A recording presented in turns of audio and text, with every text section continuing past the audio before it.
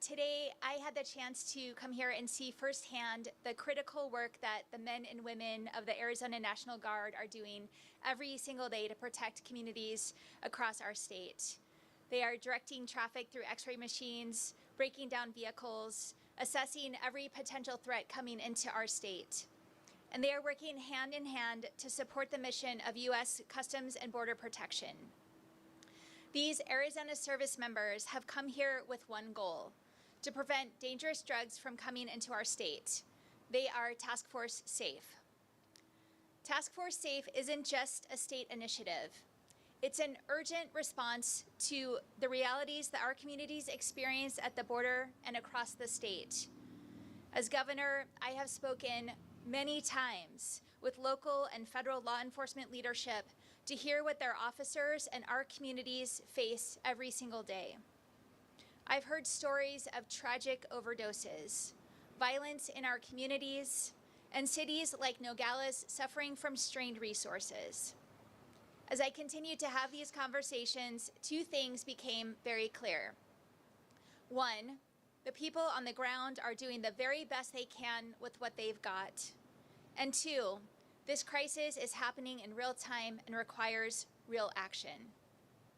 When I launched Task Force Safe, it wasn't about making headlines. I saw an opportunity for the state to step in, to mobilize our resources to make a tangible difference in partnership with federal agencies. And today, I'm proud to share the progress this team has made. Task Force Safe has supported the seizure of more than 6 million fentanyl pills and over 1,400 pounds of meth, cocaine, fentanyl powder, and heroin. Every fentanyl pill taken off the street, every ounce of heroin seized, every gram of cocaine stopped is a serious blow to the cartels and drug traffickers doing Arizonans harm. They represent saved lives, families protected, and communities strengthened. And this is what real impact looks like. But our commitment goes beyond Task Force Safe. This work builds on the more than 170 service members embedded in law enforcement agencies across the state as part of the National Guard's counter-drug program. It expands our efforts to ports of entry and increases our statewide operational capacity by over 20%. These efforts are just part of a comprehensive multi-million-dollar strategic effort by my administration to crack down on drug trafficking, support law enforcement, and deliver treatment to Arizonans affected by the fentanyl crisis. In addition to launching Task Force Safe, we established a border coordination office in the Arizona Department of Homeland Security to bolster cooperation among local, state, tribal, and federal law enforcement partners. I signed legislation to crack down on high-volume fentanyl traffickers. We delivered over $84 million in funding to law enforcement across the border. We're supporting veterans' substance abuse treatment programs. We're equipping more first responders with life-saving overdose reversal medication. And we're looking forward to further strengthen federal and state cooperation through increased intelligence sharing between DPS and CBP. Today's progress should serve as a reminder that we will not rest. The people of Arizona and this nation want more than words. They want results. They want politicians to treat the border as more than a convenient place for a photo op. They want leaders who will take action. Protecting our border is not a Republican or Democratic issue. It is an Arizona and an American issue. And that's why I will work with anyone to secure our border. Just as I worked with this current administration to launch Task Force Safe, I will work with the next one to deliver border security. That means more resources for the men and women standing with me today, upgraded equipment, additional personnel, the technology they need to keep Arizona and America safe. And I will be relentless in advocating for those resources from Congress and the White House. What I won't do is tolerate attacks on Arizona families.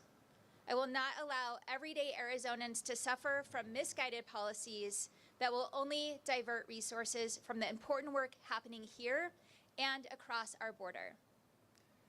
Task Force SAFE has shown us that with clear goals and the right support, we can make a difference. As the governor of a border state, I have seen what we can accomplish through partnership, and I'm proud to lead a state that doesn't shy away from difficult challenges. And I'm committed to working across the aisle and across every level of government to find solutions that last. We are seeing the results of that partnership today, and this is just the beginning of our success. The people in uniform with us here today can tell you the fight against cartels and bad actors transcends any one person or political party. We must continue working together to stand strong against them. As I've always done, I will continue to put politics aside to deliver for Arizonans. To the cartels and bad actors seeking to harm our communities, my message is clear. Arizona stands united against you. My administration, our National Guardsmen, Arizona State Troopers, local law enforcement, Customs and Border Protection officers, and Border Patrol agencies are all united in putting you out of business, and today we are a step closer to doing that.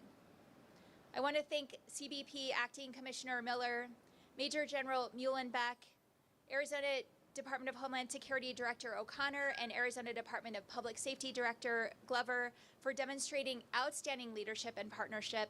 And I also want to thank Nogales Mayor Maldonado for being here today.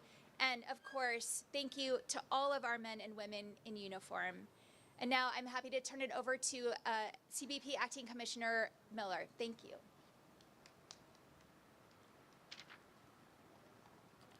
Good morning, everybody. Thank you so much, Governor. Here in Arizona and across the country, CBP is on the front line of the fight against fentanyl.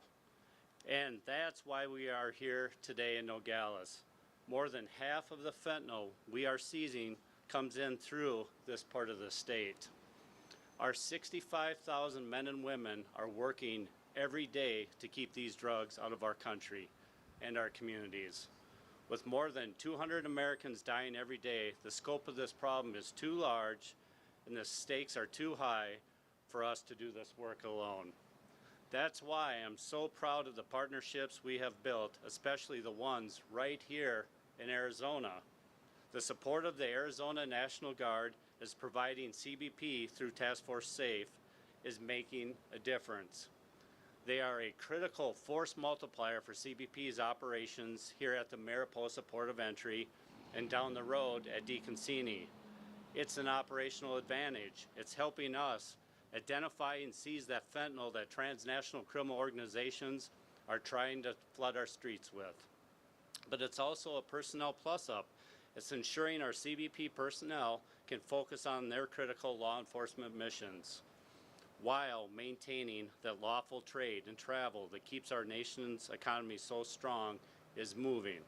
I want to thank the governor and all of the partners here today for their continued support. We are also working closely with the state and local law enforcement across Arizona to share information and intelligence at the speed of mission through our Southern Border Intelligence Center, Arizona's Regional Intelligence Center, placement of CBPOs and BPAs, Border Patrol agents, on local task forces. As an example, we have personnel operating in the Cochise County Border Operations Center that was just spoke about. To build joint operations to dismantle these networks, for the past year, as part of Operation Apollo, we surged resources and conducted coordinated operations along the I-10 corridor where contraband flows across the country. Not just narcotics coming into the country, but also weapons and illicit funds going southbound to fuel cartel violence. And to go after transnational criminal organizations that we know are operating on both sides of the border. We know what's happening on the south side of the border, and we need to marry that up with the expertise that the state and local law enforcement provide. That's why we're working to embed state personnel in our Regional Intelligence Center to facilitate greater collaboration to illuminate these nefarious networks. We're taking these partnerships as one model for how we need to work with state and local law enforcement agencies all along the southwest border and across the country. That's because CBP is uniquely positioned to lead the federal government fight against fentanyl, the federal government's fight against fentanyl. We're in the right places, at our land border, in between the ports, in international airports, and at our maritime borders. We have the right capabilities, from interdiction to intelligence. We are getting the right tools to our personnel, from non-intrusive inspection technology to artificial intelligence, to field labs and canines that can sniff out fentanyl precursors. We are improving intelligence sharing to address the networks and logistic routes that bring fentanyl deeper into the U.S. And we're thinking about the border as the last line of defense, not the first. We are working with partners throughout the hemisphere to disrupt transnational criminal organization activity. And importantly, we are working with international partners to deliver consequences. Just last week, our partners in Mexico arrested El Pelon, a Chapitos-affiliated Sinaloa plaza boss. We are having an impact in this fight. We are disrupting the fentanyl supply chains. We are stopping the precursors and production equipment coming into and transiting the U.S. And we are doubling down on our efforts to find and seize fentanyl at our ports of entry. In the last 2 years, we've seized more than 50,000 pounds of fentanyl, enough to produce more than 2 billion lethal doses. All of this work matters. What happens at the border impacts the whole country, and our enhanced enforcement efforts are making communities safer. Every single day I receive reports from the field about illicit drug seizures, and the stats are impressive. But here's the most important metric in our fight against fentanyl. Opioid-related overdose deaths decreased last year. This is an important development, but our efforts must continue. One death is too many. First of all, you've heard me say this before, the men and women of CBP need more tools and resources to fuel our fight. But an all of society problem demands a comprehensive all of society solution. We need a new coalition, a collection of voices that transcend politics and policy to be part of the collective solution and save lives. We can harness our collective power to make inroads with impacted communities, establishing trust, demonstrating impact, from local police departments, school boards, and public health authorities, state and municipal governments, the pharmaceutical industry, victims advocacy groups, and on. Anybody that will partner with us, will partner with them. To academic and research institutions and businesses, from mom and pop to the Fortune 500. That work can start today. Together, we can and will work together to save lives. Thank you. I would like to now introduce Major General Carrie Muhlenbeck.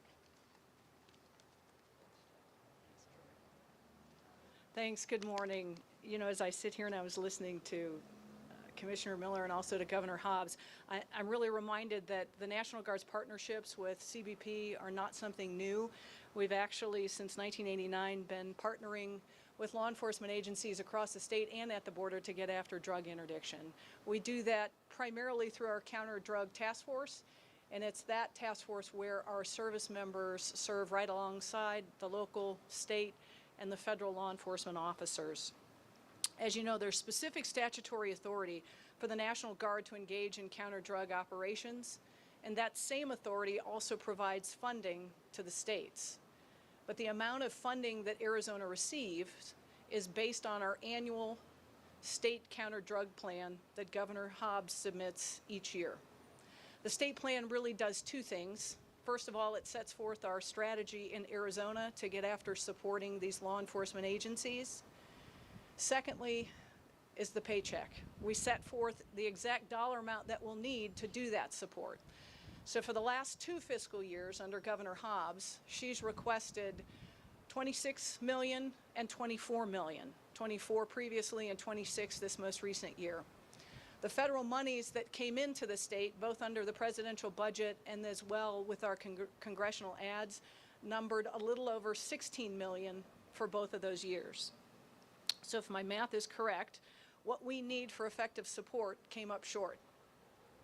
But enter Governor Hobbs and the SAFE initiative.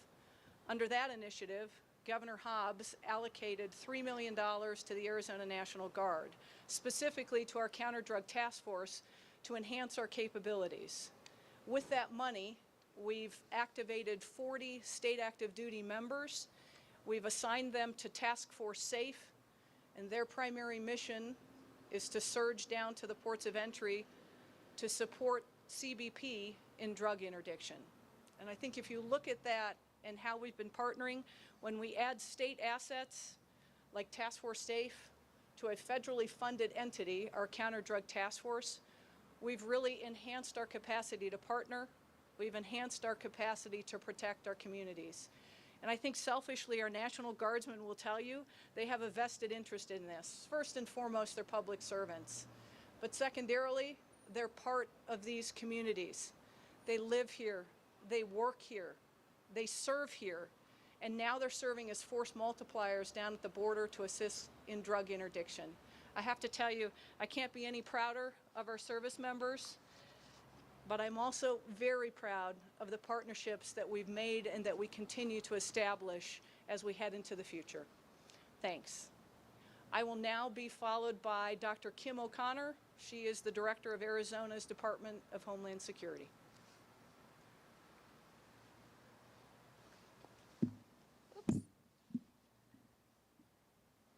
Good morning, and thank you to Governor Hobbs for her dedicated leadership for bringing us together today to announce our next steps in combating the deadly fentanyl epidemic through the SAFE initiative. We know that to address the challenge, we must work together with our federal, state, local, and tribal partners to leverage the resources at all levels to protect Arizonans. As a result, we are increasing our coordination with CBP partners to build a common operating picture of the threats our communities face and ensure that we are able to effectively respond to and mitigate the evolving dangers of transnational criminal organizations. However, knowing the threat is only half of the battle. As the director of the Arizona Department of Homeland Security, I have the honor of overseeing an excellent grants team that works diligently to secure competitive federal funding for Arizona. These funds help make it possible for our partners in local, state, tribal law enforcement to have the resources they need to help in keeping our communities safe. Operation Stone Garden draws down federal funding to support critical operations staff time and equipment so that our local, state, and tribal law enforcement officers can work directly with CBP to enhance the safety and the security at Arizona's southern border. This year's allocation complemented the Governor's SAFE initiative, and it directed nearly $15 million to law enforcement partners in Arizona. With the quick and thorough deployment of these funds, we keep our state troopers, our county sheriff's deputies, and our municipal police officers safer and more prepared to take on the fight against cartels and transnational criminal organizations. Governor Hobbs has been clear. Our focus is to create an Arizona that is safer for everyone. We are proud to support the effective enforcement efforts that strengthen our border, stop dangerous drugs, and save the lives not only of Arizonans, but the people across America. We are thankful for our partners and the teamwork that you see here today, and we look forward to more lives being saved by our combined efforts. I would now like to turn to the Director of the Arizona Department of Public Safety, Colonel Jeff Glover.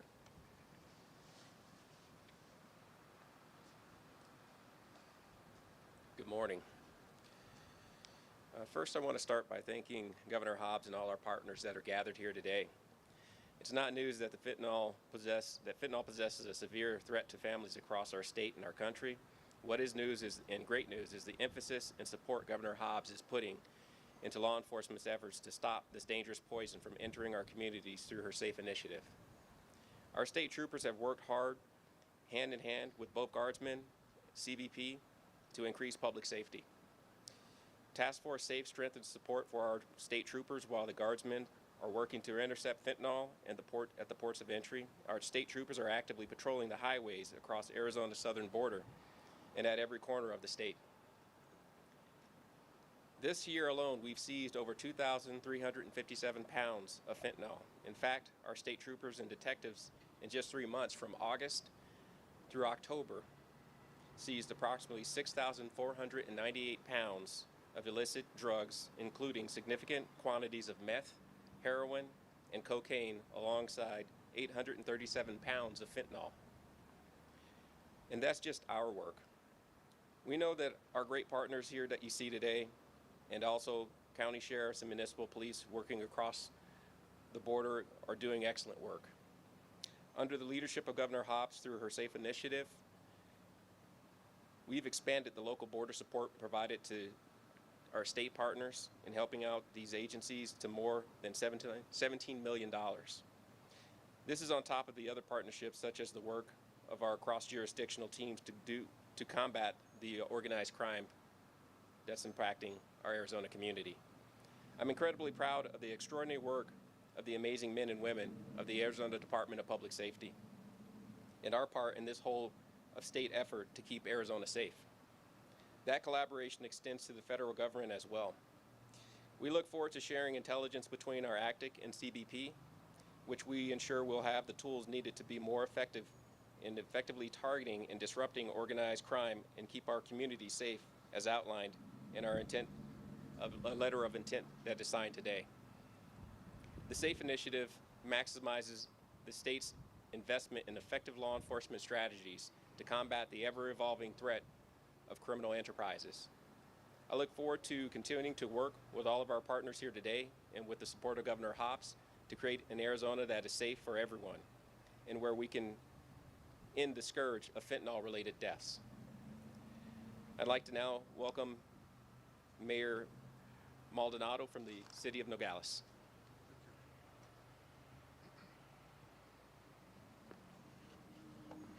Good morning, everybody. I'd like to thank Governor Hobbs for looking after our community. Our community has always been impacted, as known as, the pathway to these terrible drugs. We, we work together and collaborate with all these federal and state agencies that support our community and our state and our country. Everything that Governor Hobbs did when she saw the opportunity to do this task force SAFE was to prevent any of these pills to go into any neighborhood, not just in Nogales, but Arizona and in the country. Building this great partnership with all these state and federal agencies makes our country and our state safe. That's what we want, because every pill, every pound that we take off the streets is a safer life for all our kids and relatives and, in general, human beings in our country. Nogales is a beautiful city. It represents the gateway to Arizona. It represents the gateway to the country. Our big thing is being secured. And with all these agencies, I think we're going to do the great job. The coordination of all these agencies will make us better, will make us stronger, and will make our country safer.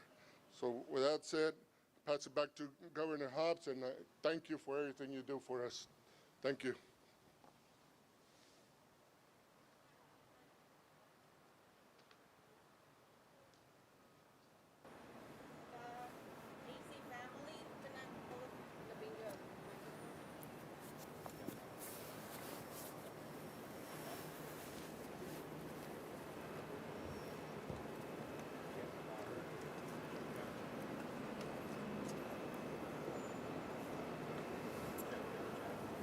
Just yell, Dennis.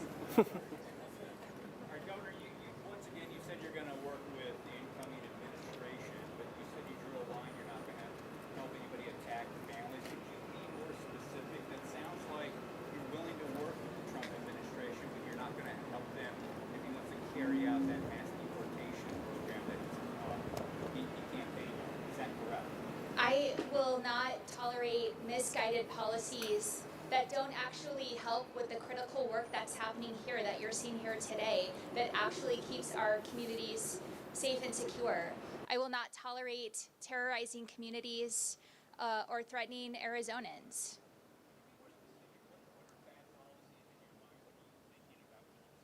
Well, I think it's hard to be specific when what we're presented with is a whole slew of threats, but don't necessarily know the details of what those will look like.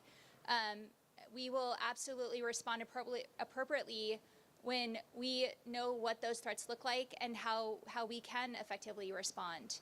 And I think that can be said for any number of suggestions that the incoming president has made about what he will or won't do as president.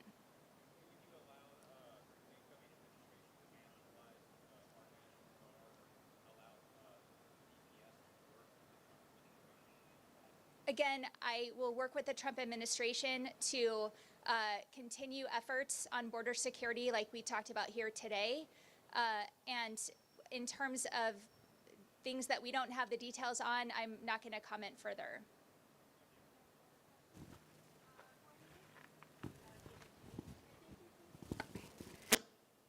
Hey. Okay, hopefully you can hear me. I'm Elisa Resnick with KJZZ. How many National Guardsmen have been deployed since June, and what, if anything, will change?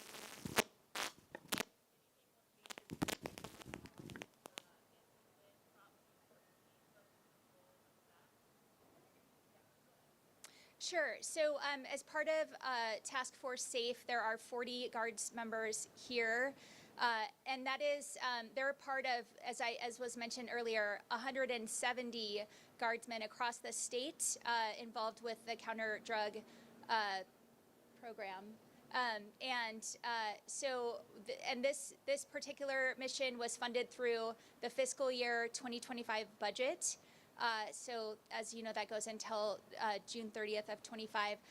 So we'll continue those efforts. And as far as Prop 314, as you know, that's on hold while the courts decide what happens with Texas's law. And some proponents of that initiative have actually said maybe we don't need to enforce it now, so which is interesting. We will follow the law of the state of Arizona.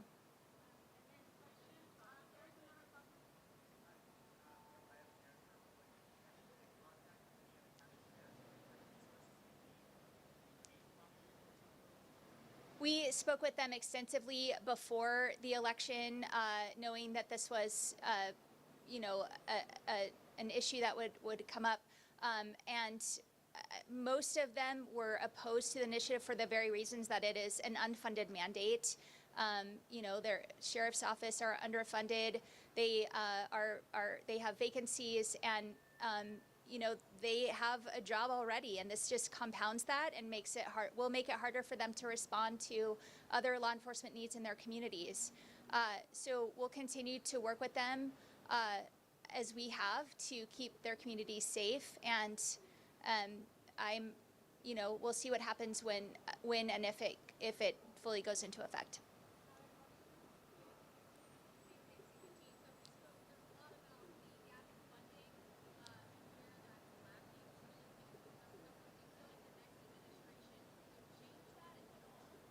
Well, again, border security was a core issue of the Trump campaign, and I look forward to having conversations with the incoming president about Arizona's needs, including border security and the work we've done here to build these partnerships that are actually producing results, and how we can continue those partnerships under his administration.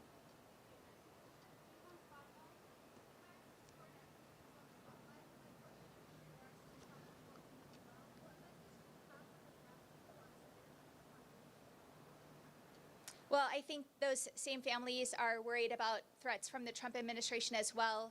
And as I've continued to say, I will not tolerate actions that harm Arizonans, that harm our communities, and quite honestly, divert resources from providing real security at our border.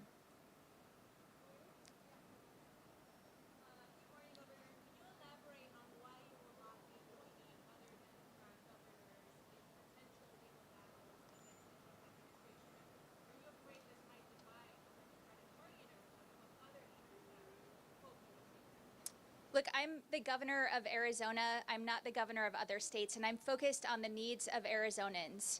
And I'm not going to jump into lawsuits that don't exist yet against actions that haven't been taken yet.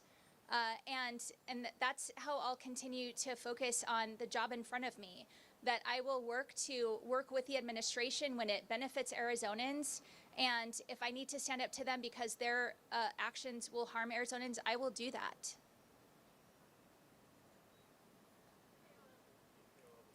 Governor, a year ago, you were more or less sort of begging the current administration to get involved along the border. Mm-hmm. One of the reasons that Operation Secure came about.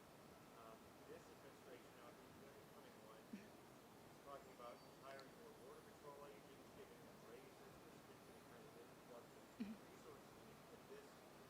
Do you think that one way of persuading the incoming administration to work with you to show what you have done when you had an absence of support from the current administration? Well, I think we worked really hard to build the partnerships that we have with our local and state agencies and the federal agencies.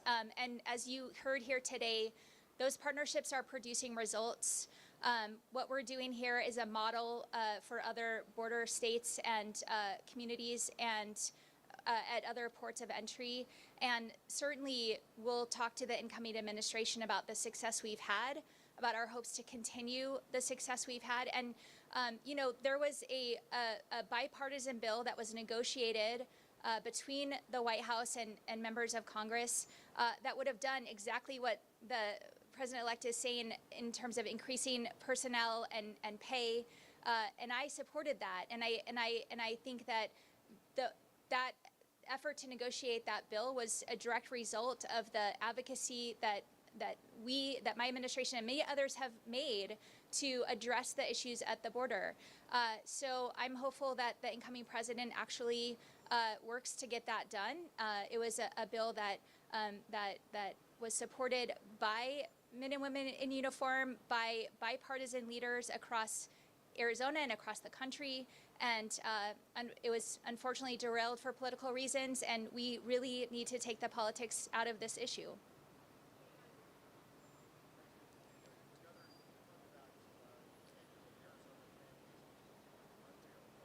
Yeah.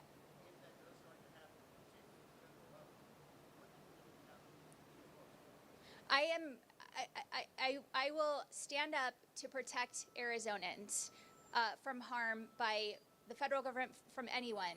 I'm not going to comment on hypotheticals. We don't know what a mass deportation plan will look like, what resources it will involve. I'm here to protect Arizonans, and I will do that. I'm not going to talk about specifics about a plan. I don't know what the specifics are.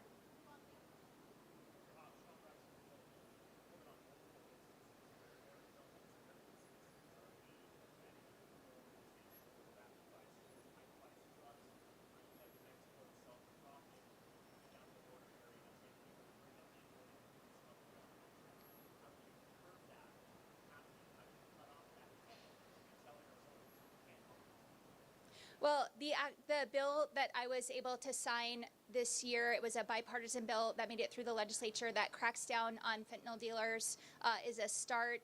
We're using the tools we have legislatively to crack down, but actions like you're seeing here, this task force and having the resources to interdict these drugs here at the border before they make it into our communities is a critical piece of that.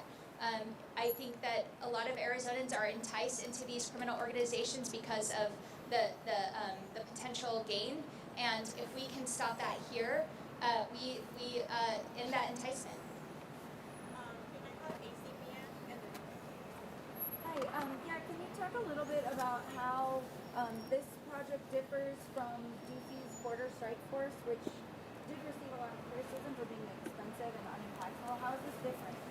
I can't speak to the details of that specific mission, but what I can say is that when I came into office, I knew that I couldn't keep saying the border is a federal issue, that we needed to listen to the men and women in uniform here, the leadership of our federal partners, about what they needed from the state to be more effective, how we could partner, and that being able to deploy the Guard is a tool we have, but I wanted it to be a tool that's useful and helpful and supportive, and not just about a political announcement or photo op. And that's what we've done here. I've listened, I've responded, we've worked to build partnerships, and you see an effective result of that. I want to take a step away about what's coming into the country and what's going out of the country. We know, I think the intel's pretty clear that money and guns go south, fueling some of the violence over there. We recently saw a lawsuit filed by Mexico accusing several Arizona gun stores of allegedly contributing to that. Those allegations have been unfounded at this point. But what can you do as governor to try and circumvent and prevent what's going southbound? The screening here goes both ways, and I don't know if you want to get into more detail about that. Thank you. It's a great question. So when we talk about going after the transnational criminal organizations, the same people that are bringing fentanyl into the country are the same people that are responsible for taking the weapons and money southbound. So first of all, we talked a little bit about working with DPS and our state and local partners to flatten out the information sharing. So as they identify these transnational criminal organizations that are working with us, and we get to look for the weapons going southbound. It also includes working with Mexico. So as Mexico sees more weapons, they can share that information with us through things like E-Trace, owned by ATF. We have joined state and local task forces, but federal task forces ran by ATF as well, that bring all the investigative agencies together, including Customs and Border Protection. So as that information comes in, we're able to act on it going southbound. Last year, we got additional funds for outbound enforcement and non-intrusive inspection technology like you see coming inbound that we're going to place on the outbound side as well. So there's a whole host of things we're doing, but most importantly, we're going to flatten out the information sharing, identify the networks, and go after the perpetrators at a time and place of our choosing. Spanish news? Anyone in Spanish news? Hi, Marini Ruiz from Houston, Arizona. 2 days ago, Border Patrol arrested some smugglers in the Santa Rita Mountains with mental techniques. How is your plan? I mean, this keeps on going. Are we going to see a change in the future coming in the next month with less smugglers in the mountain ranges, out in the desert? Are you doing something differently to try and stop that with everybody working together? We are listening and responding to the needs on the that Arizona can provide resources and support for. Right now, the Guardsmen who are here are providing a critical mission of support that allows the agents to do the other things that they do, like intercepting smugglers. We'll continue to listen, we'll continue to partner, and provide the support that we can provide. Anyone else has any other questions? Yes.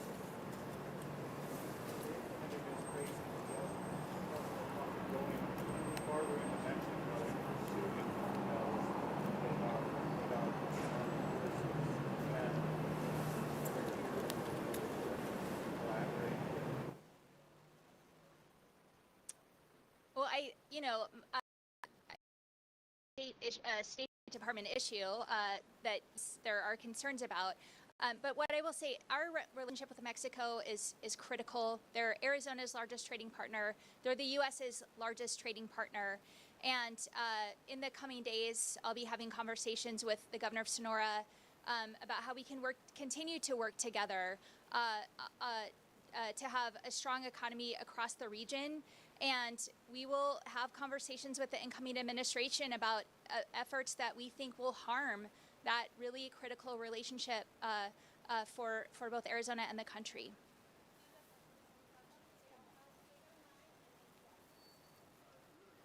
Commissioner, since the election, have you seen any change in the patterns of smuggling or immigration?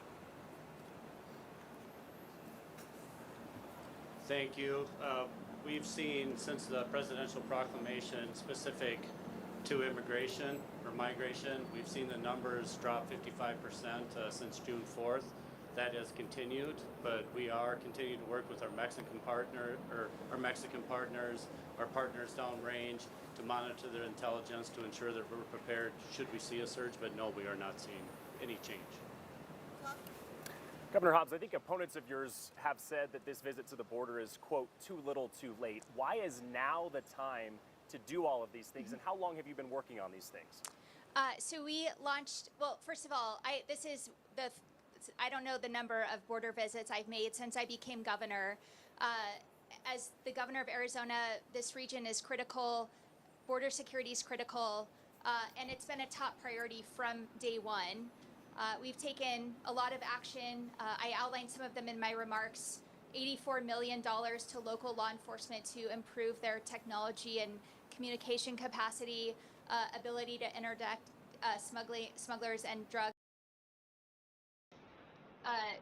This operation, we launched Operation Secure last year, of which Task Force Safe is a part of. And that was part of our fiscal year 25 budget, so starting in July. This is not a new announcement. This is an update of the progress we've made and showing the success that we can have when we partner together to tackle these tough issues. None of that's going to change regardless of who's in the White House. We're going to continue our efforts here.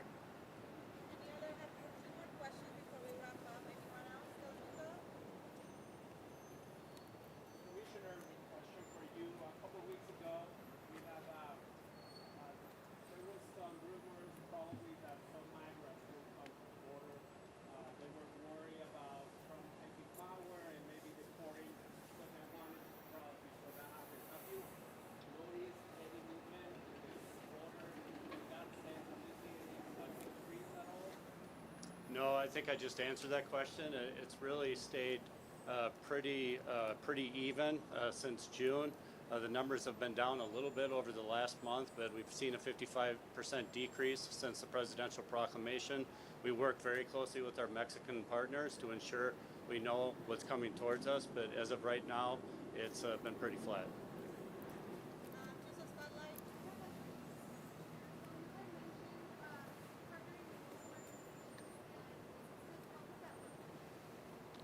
So one of the main missions that Customs and Border Protection has is facilitating legitimate trade, $4 to $5 trillion worth a year. So we have a number of programs where we work with our trade partners. Customs Trade Partnership Against Terrorism, CTPAT, is one of those programs, and that program enables us to share information with our trusted partners and our trusted partners to share information with us. But we also work with the Chamber of Commerce to see what legitimate supply chains look like, look for IPR, counterfeit medication and the like, the things that kill Americans and we need to keep out of our country. So we have a long-standing relationship with our trade partners, the public sector, and we will continue that. But what we're really doing right now is focusing that more on the fentanyl issue, because remember, we have pill presses, dyes, molds, precursors coming in through our airports of entry. So working with the carrier, see what legitimate supply chains look like, and we can target those shipments that are using those supply chains, and we can keep the precursors off the street so it never gets to Mexico to actually make the fentanyl. We can keep the pill presses, dyes, molds out of our communities that are being used to press those pills. So those are the types of things we're talking about.